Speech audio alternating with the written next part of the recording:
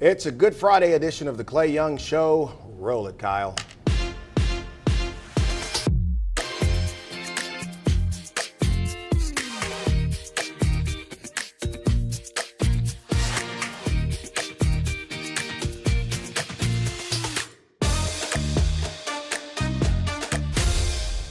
Welcome to episode 92 of the Clay Young Show right here on WBRZ Plus. A number of great things to talk about tonight. We highlight one of Baton Rouge's most honorable nonprofits. Of course, we got to talk about those Lady Tigers. And we highlight a young man who's making science his thing. But we begin tonight with a member of the Metro Council here in Baton Rouge, Rowdy Godet, representing District 3. District 3. Here right. in the city of Baton Rouge. And it's been an interesting week for us here, and we'll get to the LSU win in a moment. I want to get your thoughts on that. But first, I'd like to start with your thoughts on the two officers that we've memorialized this week, died in the line of duty. There you see them on the screen, Sergeant Poirier and Corporal Canizero. Your thoughts on the fallen heroes? Well, thank you, Clay, and thanks for the opportunity to come on.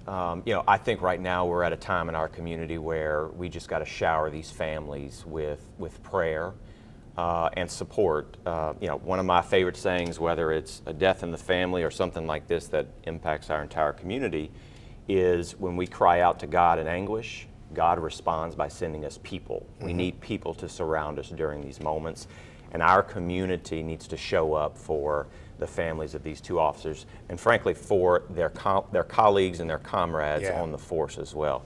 And I would say for our chief as well. When you take on a leadership position, you sense a lot of responsibility in these scenarios. And so I call upon our community, let's shower these folks with prayers. Absolutely. During this time. You and I were chatting before the show started. We have had 10 officers die in the last 8 years. Obviously, we lost 3 on one day in July of 2016. Yeah, and that's right. We eventually lost Nick Toulier to that same incident. We've had a couple of officers die from COVID. That's right. We had these 2 young men die recently. And it's a traumatic thing, and it's way above the average of law enforcement agencies. But you said something that I think we really should drill down on, and that's the support of the community. And you see it from pretty much every corner of Baton Rouge. People stand together to honor the sacrifice of these men. I wish that was the energy we had absent tragedy, don't you? I'm so glad you said that, because yes, being an officer in this day and age and in this time has its challenges on all fronts. And so yes, let's show up when tragedy occurs, but let's let our officers know we support them at all times. Sure. Taking care of a community, providing safety for a community comes with a lot of complications. And so we should do what we can as a community to show support. And I don't know if people understand how diverse the Baton Rouge Police Department is, both by race and gender and perspectives. It's a pretty diverse organization, and they care about the community. Let's dovetail into public safety and crime here. That's always at the top of mind, and you're an elected. Last year we saw a 23% reduction in homicides across the parish. Still, one is way too many, but what is your take on where we are right now? Well, public safety obviously is one of the top priorities from our community. So therefore, for the legislative body, the Metro Council, we need to reflect that. And so having constant attention on, are we putting the resources that are necessary for our public safety personnel? And that goes beyond just the police department. That's some of our proactive, that's our EMS, fire, Homeland Security. So all of that I put under the umbrella of public safety and protecting our community. So for our community right now, they're communicating to us that's a top priority, and we should continue to keep focus on it. What does the council do to support higher pay for officers, because it's a competitive industry, maybe more so now than ever before, and then support the department with the equipment they need to adequately protect the public? So a couple of things there. Let me start with the equipment first. So we actually got an opportunity that was a result of COVID, in that a lot of American Rescue Plan dollars came to our community, and working with the executive branch as the legislative body, we put a lot of those dollars, those resources, to our law enforcement personnel, upgrade equipment, new vehicles, all the resources that we could get with those dollars. Let's pour that into the department. And then BRPD specifically, they've done an efficiency study just a couple of years ago, and there's still some things to realize from that in order to equate to, let's put that towards raises for those officers. I'm not in the camp of let's use one-time dollars, referencing those ARP that does not work. towards recurring expenditures. Right. Exactly. So let's keep looking at how we're doing business. Can we be more efficient? And let's look on the other side of the ledger and let's see, are there opportunities where we can provide these increases? I got about 90 seconds here, and there's a couple things, but the first one I want to get to is if we can do both, we will. But the first one is about this legislation you've got coming that deals with vape shops. Yeah. Tell me about that. Yeah. Well, this again came from the community, which is really the best way that legislation can come forward. I've had several parents, frankly, parents in our community come to me and say, you know, these types of stores and these shops, they seem to be popping up everywhere. And one mother said, this is really close to where my middle schooler goes to school. And so her concern was the distance, and so I started researching it. We've got nothing related to distance requirements for vape shops. Now we have distance requirements for alcohol, if someone's going to sell alcohol. So I viewed this in a similar manner. So I said, well, let's go take a look at what are some best practices. Let's look at distance requirements. Let's look at, do other communities have anything on the books to regulate these types of stores? Because we are starting to see them more frequently in our community, and we want to develop in a way that shows that we care about our community. I got a little less than 30 seconds. How can people find you on social or learn more about where you stand on it? Sure. Well, the Baton Rouge BRLA.gov website certainly has a connection to me, to my office. rgode@brla.gov is the email address. Best way to reach me, always on the email. So happy to be responsive to any needs. Appreciate you coming on the show, bud. The next segment is a manner of the heart. I'll explain. Give me 2 minutes.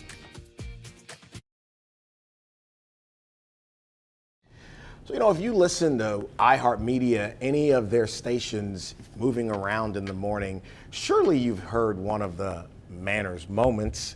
Well, that comes from the founder and CEO of Manners of the Heart, 20 years old here in Baton Rouge, an organization built around teaching respect. She has been in a great number of schools, not just here, but in Oklahoma, teaching a curriculum to kids. And I want to start at the beginning. Jill, first, welcome to the show. Well, thank you, Clay. Always good to see you. You too, and we've done a bunch of radio interviews, first time on television.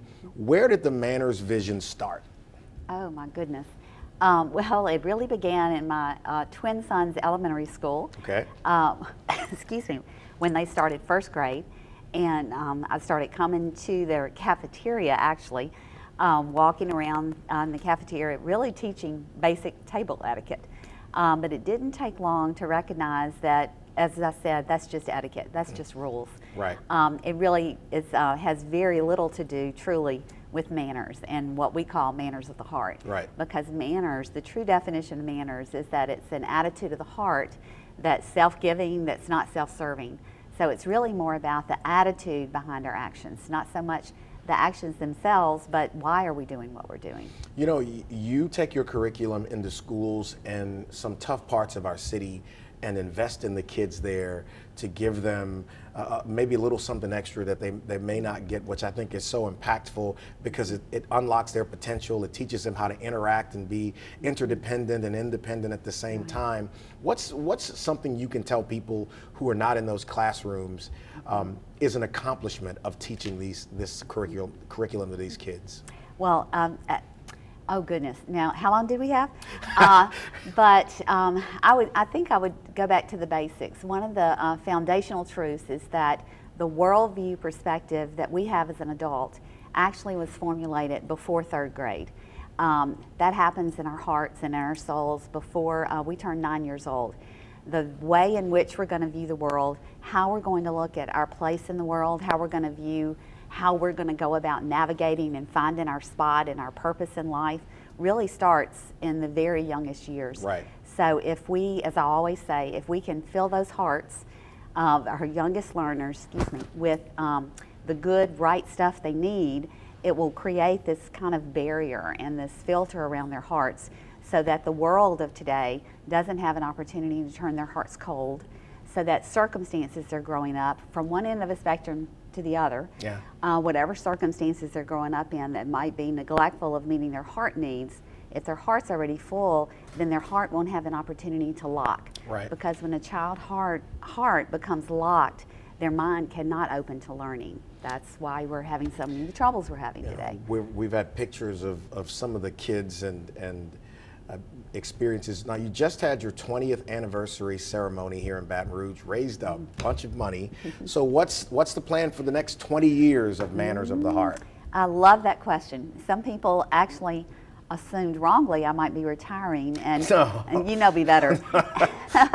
And the truth is, this is just the beginning. We're now solid.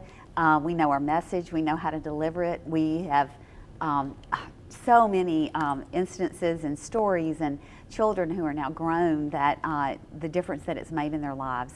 So we really now know what to do and know how to move forward. And so the first step is we have a book coming out in May called Raising Respectful Children in a Disrespectful World. This will be the 3rd edition of the book. It's all updated with new information relevant to right where we are today. And we also have another book coming out next year called Strong Heart, which is really the book of my heart. Because that's what we're raising, is a generation of strong hearts who will be able to withstand the onslaught of the culture and then grow up when it's their turn, and they will transform our culture with forgiveness and love and respect and kindness and goodness. Recently named one of the most influential women in business here in Baton Rouge. Quickly, how can people find out more about MOH if they want to learn more? MOH, you can go to mannersoftheheart.org. You can also go to jillgarnercontent.org, which is something new we've just launched, so people can get to know the person behind Manners of the Heart. But we want everyone to engage with us and join us in moving forward, because what really matters most is what are we going to do, what are we going to leave behind for the next generation. Thank you, Jill, so much. Thank you. Coming back, Matt Moscona is here, and we'll talk about this gesture.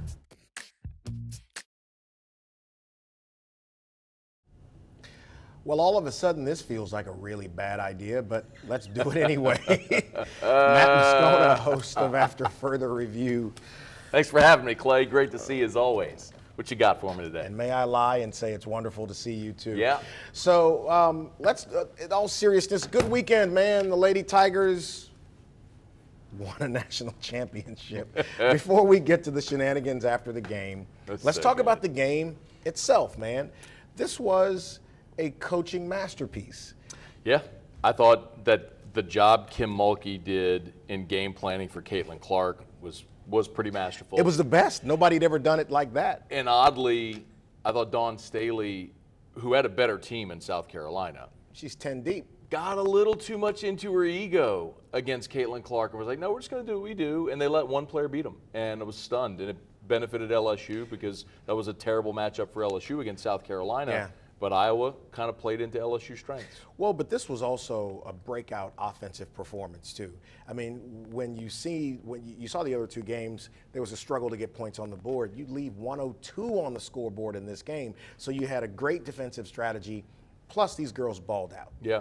Remember at the beginning of this season, LSU did start the year with, I think, 5 consecutive games scoring 100 points. Right. So we knew this team could score, Yeah. but the level of competition was dramatically different. And honestly, for the women's game, it was so good that it happened when it did, because you referenced the Sweet 16 game or the Elite 8 game against Miami, where points were hard to come by. Oh, man. Had that been the championship game, I think that sets the women's game back. But because it was so up-tempo, the level of play, the skill, the offensive ability was so high level in the championship game. That's why it did the number it did. Is it hyperbole to say it was the best women's championship game ever? No, the numbers prove that. 9.9 million people watched. It's the most watched women's sporting event ever on any network. Yeah. Collegiate sporting event Sure. across any network. Sure. So, no, that's not hyperbole. Has the That's- WNBA ever had a crowd that large? No. Okay. Yeah. No. Yeah. So let's get to what people really want to hear us talk about. Okay. What happened on the court at the end of the game. So I'll admit, when I saw it at the end, I didn't get it because I saw it and I was doing something while the game was over and we were in the last minute or so. And I saw the gesture and I chuckled, but I didn't get it. Didn't realize the history was Caitlin Clark had been doing it during the game. The fact that she did it didn't bother me. The fact that Alexis Reese did it back to her didn't bother me either. But holy cow, dude. The reaction. Keith Olbermann? I know. Really? F-bombing a 20-year-old, and then Portnoy Yeah. with Barstool. So just your reaction to what Reese did and how it played and your thoughts on the whole thing. I had no problem with it whatsoever. I love personality in sports. No. So often, Yeah. sports becomes cliched, boring coach speak.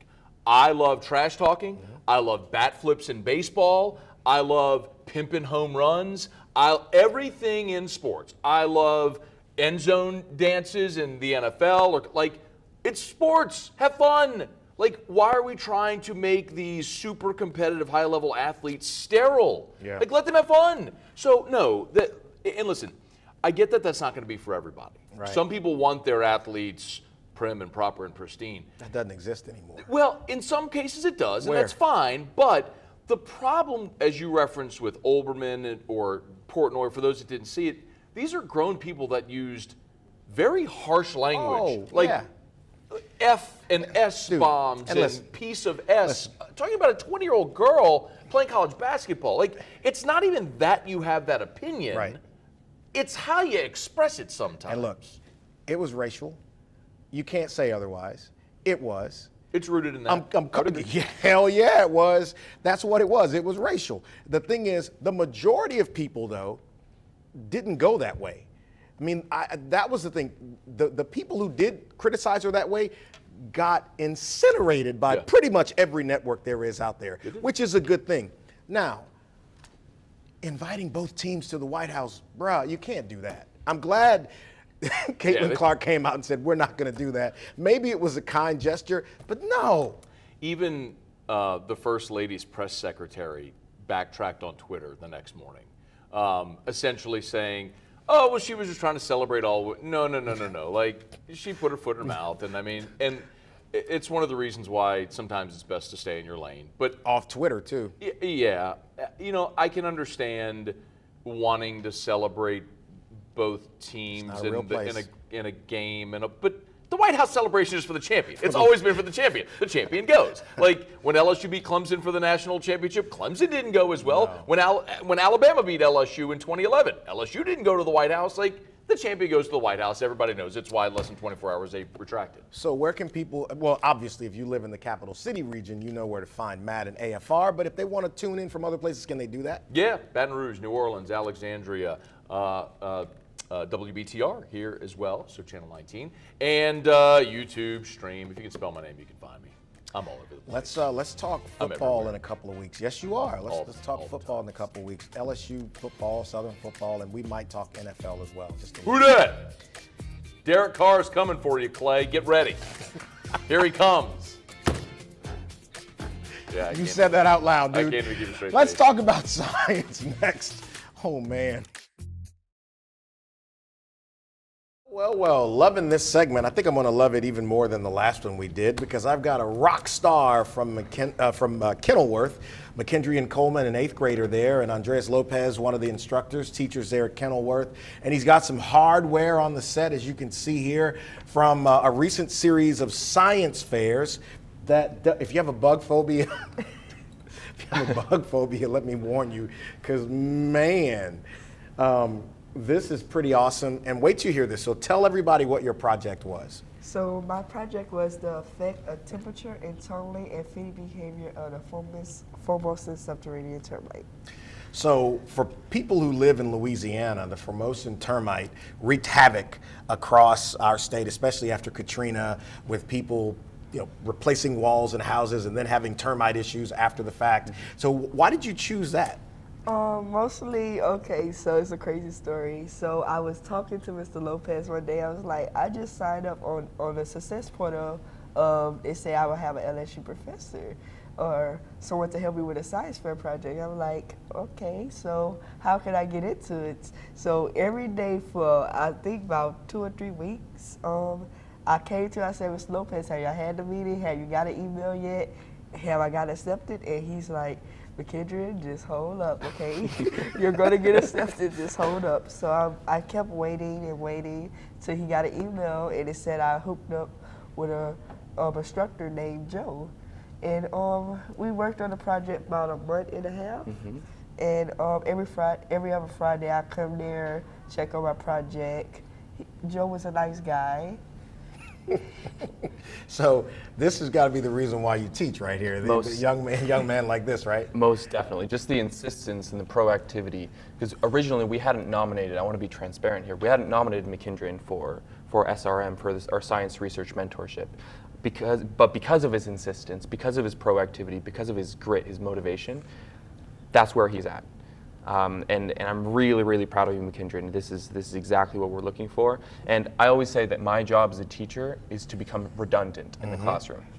And with McKendron in this project, that's exactly what I've done. I've been hands off. The only thing that we did was pair people up, and from then on, it's been McKendron by himself. The greatest investment any community could ever make is right there.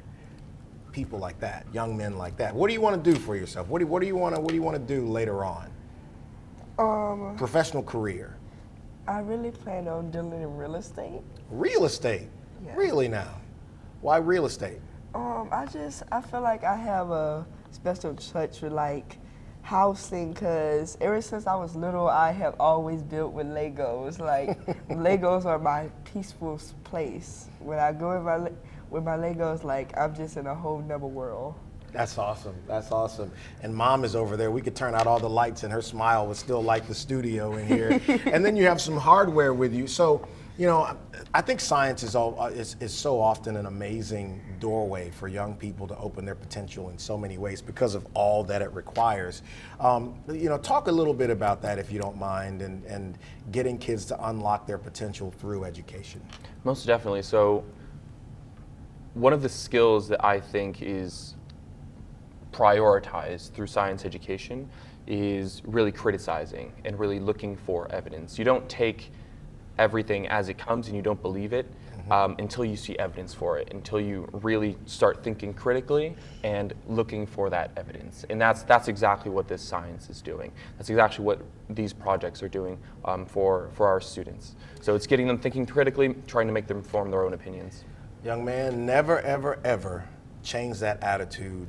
The only guarantee in an effort is if you quit or don't try, you will always lose. But if you keep trying, you have a chance to win. So keep that tenacity, all right?